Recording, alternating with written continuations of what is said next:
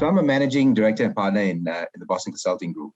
And I work with clients in the public sector and the energy sectors on climate and energy transition. Most of my work is in developing markets in Southeast Asia, and I'm based in Singapore.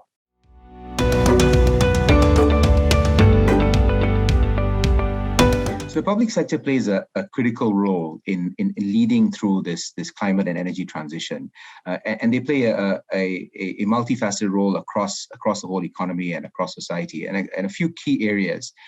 One is to really create the right conditions for markets to work, to allow for investments in transition, and a key area is carbon pricing. Another area the public sector needs to play a leadership role is in facilitating and driving innovation. In our work in BCG, we've looked at climate innovation, and we estimate something between 90 to 120 billion a year that's needed to drive the new technologies that will need to be deployed for a successful energy transition.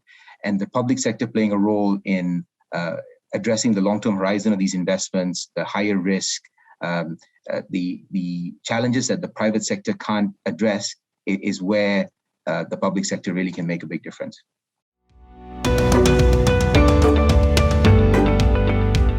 Well, there are many innovations and technology and technical solutions that are needed for a successful transition. So it's really a multi-technology transition with no silver bullet.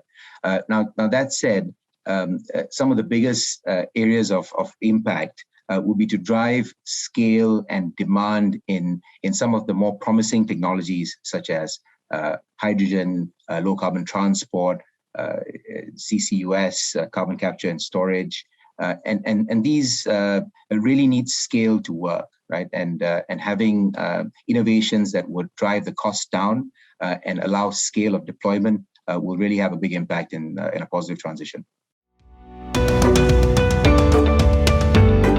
So civil society plays a crucial role in transition, and in two facets. One is in consumer behavior, in shifting behavior towards green products. Now, whether that's in changing diets, whether that is in pursuing more energy efficient behavior, these all play a big part.